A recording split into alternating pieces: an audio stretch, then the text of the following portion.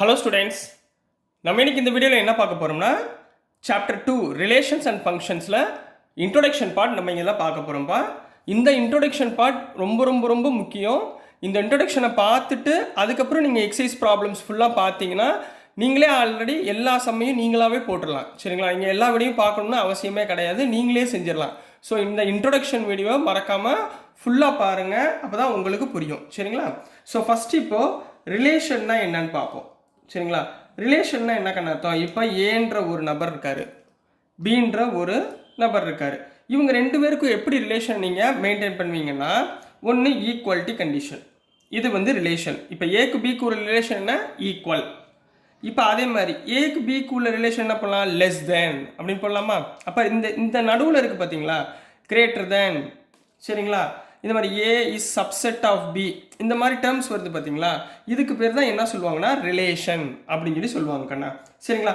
இதில் உங்களுக்கு என்ன இருக்குன்னா கார்ட்டீசியன் ப்ராடக்ட் அப்படின்னு வருது. ரிலேஷனுக்கு அப்புறம் உங்களுக்கு கார்ட்டீசியன் ப்ராடக்ட் ஆஃப் செட்ஸ் அப்படின்னு வருது. கார்ட்டீசியன் ப்ராடக்ட்னா என்னென்னா, இப்போ ஏன்ற ஒரு செட்டு கொடுத்துருவாங்க. இப்போ ஃபார் எக்ஸாம்பிள் 1 2 3ன்னு வச்சுக்கோங்க. சரிங்களா? அதே மாதிரி பீன்ற ஒரு செட்டு கொடுத்துருவாங்க, ஏபிசின்னு வச்சுக்குவோம். சரிங்களா? ஃபார் எக்ஸாம்பிள் தான். சரிங்களா? கார்ட்டீசியன் ப்ராடக்ட் எப்படி பண்ணணும்? கார்ட்டீசியன் ப்ராடக்டோட சிம்பிள் என்னென்னா ஏ கிராஸ் பி. அப்போ இதில் உள்ள ரிலேஷன் என்ன? கிராஸ். இந்த கிராஸ் தான் என்ன சொல்லுவோம் நம்ம? கார்ட்டீசியன் ப்ராடக்ட் அப்படின்னு சொல்லி சொல்லுவோம். ஏ கிராஸ் பின்னா வேறு ஒன்றும் இல்லைக்கண்ணா, செட் ஃபங்க்ஷன் எழுதிக்கோங்க. 1a 1b 1c. அப்போ எப்படி வரும்? 1, a 1, b 1, c. நெக்ஸ்ட் என்ன வரும்? 2, a 2, b 2, c. Next 3, a 3, b 3, c. இப்போ இது ரெண்டையும் நம்ம மல்டிப்ளிகேஷனில் போட்டு ரெண்டு ஃபங்க்ஷனாக எடுத்துக்கிட்டோம்னா அதுக்கு பேர் தான் நம்ம என்ன சொல்லுவோம்? கார்ட்டீசியன் ப்ராடக்ட்னு சொல்லுவோம். சரிங்களா? இதில் நீங்கள் முக்கியமாக கவனிக்க வேண்டியது number of elements in Cartesian product. அதாவது இந்த கார்ட்டீசியன் ப்ராடக்டில் எவ்வளோ நம்பர் ஆஃப் எலிமெண்ட்ஸ் இருக்கும் அப்படின்ற கேள்வி கேட்டாங்கன்னா நீங்கள் என்ன ஃபார்முலா கரெக்டாக ஞாபகத்தில் வச்சுக்கணும்னா என் ஆஃப், அதாவது number of A cross B, அதாவது கார்ட்டீசியன் ப்ராடக்ட் பை நம்பர்ஸ். இது எப்படி இருக்கும்னா number of A cross number of B. Sir ஒன்றுமே புரியலையே சார், என்ன சார் சொல்ல வரீங்க? சரி ரைட். இப்போ பாருங்கள், நம்பர் ஆஃப் ஏல எத்தனை நம்பர்ஸ்மா இருக்குது? 3 1 2 3. கிராஸ் பியில் எவ்வளோ நம்பர்ஸ்மா இருக்குது? 1 2 3. 3 கிராஸ் 3 எவ்வளவு? 9. இப்போ number of elements in A cross B எவ்வளோ எண்ணுங்க? 1 2 3 4 5 6 7 8 9 வந்துருச்சுங்களா? 9 நம்பர்ஸ். ஸோ இந்த 9 எலிமெண்ட்ஸை தான் நம்ம என்ன சொல்லுவோம்? இந்த ஃபார்மேட்டில் நம்ம கொண்டு வருவோம். Number of A cross B equal to number of A cross number of B அப்படின்றத இதை கொஞ்சம் ஞாபகத்தில் வச்சுக்கோங்க. இதே மாதிரி இன்னொன்று இம்பார்ட்டன்ட் பாயிண்ட் என்ன நீங்கள் ஞாபகத்தில் வச்சுக்கணும்னா, இப்போ நம்பர் ஆஃப் ரிலேஷன்ஸ் கொடுக்குறாங்கன்னு வச்சுக்கோங்க. அது எப்பயுமே எப்படி இருக்கும்னா சப்செட்டாக இருக்கும். எதுக்கு சப்செட்டாக இருக்கும்னா number of subsets of any Cartesian set. Number of subsets of any Cartesian set. அதாவது இந்த நம்பர் ஆஃப் ரிலேஷன் நம்ம இப்போ எடுத்துக்கோ. இப்போ 1 2 3 இருக்குன்னு வச்சுக்கோங்க. இதுதான் நம்பர் ஆஃப் ரிலேஷன் வச்சுக்கோங்க. இது எதுக்குள்ளே இருக்குது? இந்த ஏ கிராஸ் பி கார்ட்டீசியன் ப்ராடக்ட்குள்ளே இருக்குங்களா? அப்போ A is subset of A cross பியா? இந்த ஏனா என்ன? Number of relation contained in எதுக்குள்ளே இருக்குது? Number of subset. இது பூரா subset of A cross B of any Cartesian set. சரிங்களா? இதை சிம்பிளாக நீங்கள் ஃபைண்ட் பண்ணணும்னா 2n இந்த நம்பரை ஞாபகத்தில் வச்சுட்டிங்கன்னா நம்பர் ஆஃப் எலிமெண்ட்ஸ் எவ்வளோ இருக்கோ அதை 2n போட்டிங்கன்னா உங்களுக்கு ஆன்சர் கிடச்சிடும். சரிங்களா? இது வரைக்கும் புரிஞ்சுங்களாமா? நெக்ஸ்ட் நம்ம ஆரோ டயக்ராம் பற்றி பார்க்கலாம். ஸோ நெக்ஸ்ட் நான் பார்க்க போகிறது ஆரோ டயக்ராம். ஒரு செட்டு கொடுத்துட்டாங்கன்னா அதை ஆரோ டயக்ராமில் போட்டு எப்படி நம்ம ரிலேஷனை ஃபைண்ட் பண்ணுறது அப்படின்றத இதில் பார்க்க போகிறோம்.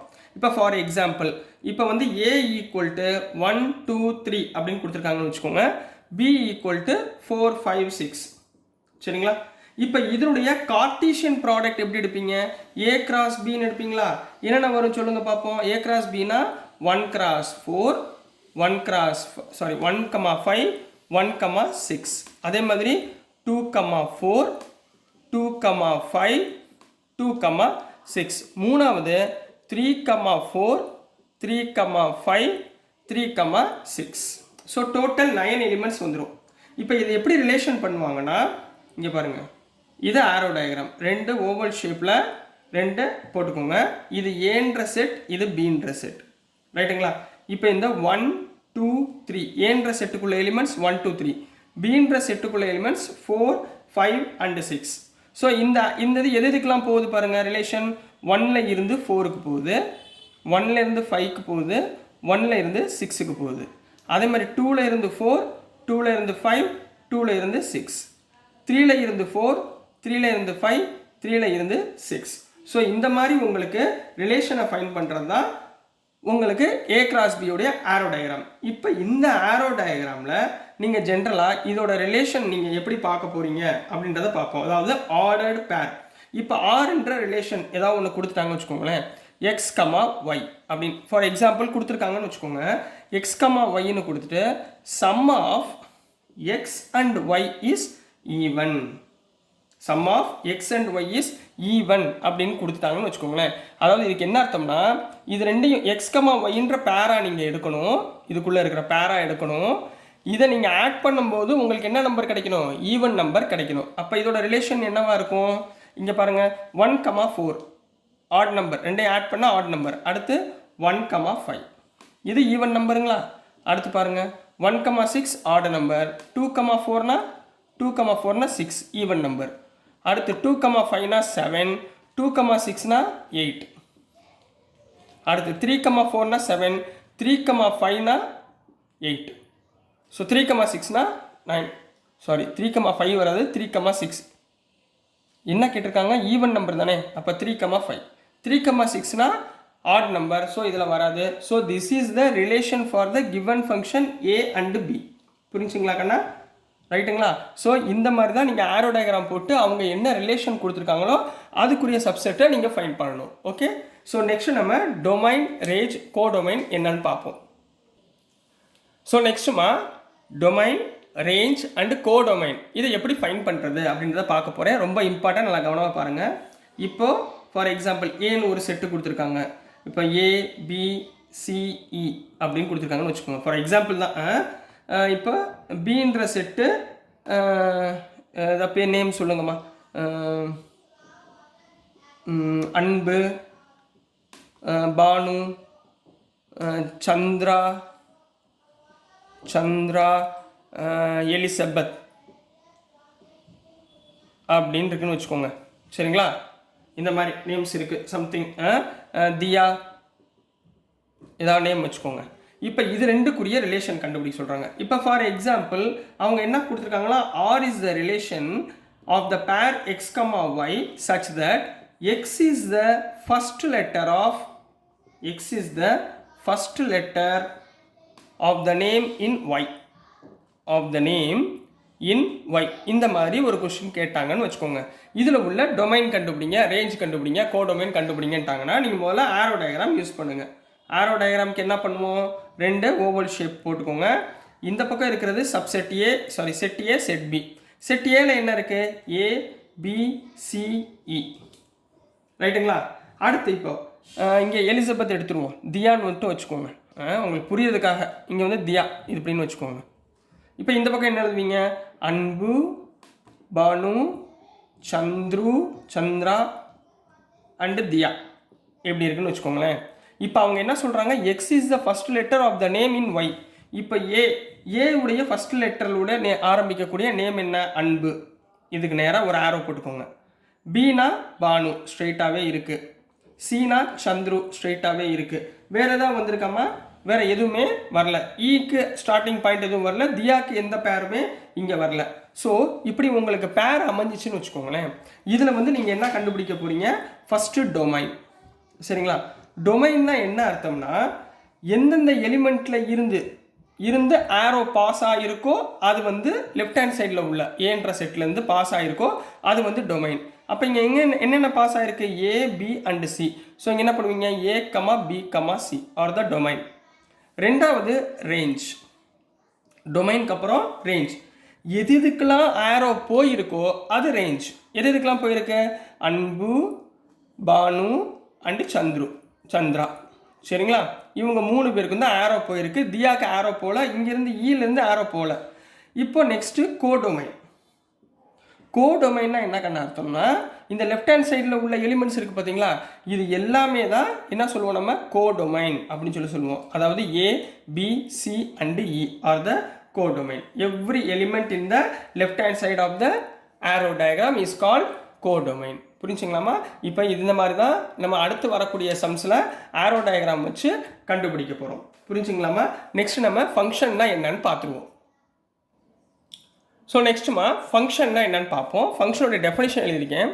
எ function is a relation from set A to set B and every element in the set A has one and only image. For example, இப்போ ஒரு ஆரோ டயக்ராம் நான் போட்டுக்க போகிறேன். இது set A and set B, ரைட்டுங்களா? இப்போ இங்கே ஏ B சின்னு எடுத்துக்கிறேன், இங்கே 1 2 3ன்னு எடுத்துக்கிறேன். ஏதோ ஒரு ரிலேஷன் கொடுத்துருக்காங்கன்னு வச்சுக்கோங்களேன். நம்ம கம்பேர் பண்ணுறோம். கம்பேர் பண்ணுறப்ப ஏ வந்து 1க்கு போகுது அப்படின்ட்டு, பி வந்து 2க்கு போகுது, சி வந்து 3க்கு போகுது அப்படின்னு வச்சுக்கோங்க. இப்போ எவ்ரி ரிலேஷன் இன் செட் ஏ இருக்குது பார்த்தீங்களா, ஹேஸ் ஒன்லி ஒன் இமேஜஸ் தான் இருக்கா. ஒரே ஒரு செட்டுக்கு தான் போகுது. ஏ வந்து 1க்கு போகுது, பி வந்து 2க்கு போகுது, சி வந்து 3க்கு போகுது. ஸோ என்ன சொல்லுவோம்னா, the given function it is a function அப்படின்னு சொல்லி முடிச்சிடலாம். சரி, இப்போ இதே எலிமெண்ட்ப்பா, சரிங்களா? இப்போ நான் இங்கே வந்து இப்போ பி இருக்குமா, பியும் என்ன பண்ணுது? 1க்கு போகுது, சியும் 1க்கு போகுது. அப்படின்னா இப்போ லெஃப்ட் ஹேண்ட் சைடில் உள்ள இமேஜுக்கு one and only preimage கிடைக்கணும். அதாவது இப்போ ஏ வந்து 1க்கு போகுது, பி வந்து 1க்கு போகுது, சி வந்து 1க்கு போகுது. அப்போ இந்த ரிலேஷனை நம்ம என்ன சொல்லுவோம்னா, it is also a function. புரிஞ்சுங்களாமா இது? சரி, இப்போ எப்போ சார் நாட் எ ஃபங்க்ஷன் சொல்லுவீங்க அப்படின்னா நல்லா கவனமாக பாருங்கள். இப்போ இதே மாதிரி செட் ஏ செட் பி, இது ஏபிசி வச்சுக்கோங்க, இது 1 2 3ன்னு வச்சுக்கோங்க. இப்போ ஏ வந்து 1க்கு போகுதுன்னு வச்சுக்கோங்க, பி வந்து 1க்கு போகுது, சி வந்து 2க்கு போகுது, இந்த பி வந்து திருப்பி 3க்கு போகுதுன்னு வச்சுக்கோங்க. இப்போ இங்கே பார்த்தீங்கன்னா பீன்ற எலிமெண்ட் 2 இமேஜஸ்க்கு போகுது, 1க்கும் போகுது 3க்கும் போகுது. இந்த மாதிரி போகக்கூடாது. இங்கேருந்து ஒன்லி 1 இமேஜஸ்க்கு தான் போகணும். அதாவது அடுத்த செட்டுக்கு ஒரு டிரான்ஸ்ஃபர் தான். அது எனி நம்பர் வேணாலும் இருக்கலாம், அதை பற்றி பிரச்சனை இல்லை. பட் நம்மளுக்கு ஆரோ எவ்வளோ போகணும்? ஒன்லி 1 டைம்ஸ் தான் போகணும். So this is not a function. This is not a function. So இந்த மாதிரி தான் நீங்கள் ஃபங்க்ஷன் கொடுத்துருந்தா எப்படி நம்ம ஃபங்க்ஷனை கண்டுபிடிக்கிறதுன்னு சொல்லி கொடுத்துருக்கேம்மா. ஸோ இது வந்து ரொம்ப ரொம்ப இம்பார்ட்டன்ட் கொஸ்டின், இன்ட்ரோடக்ஷன்.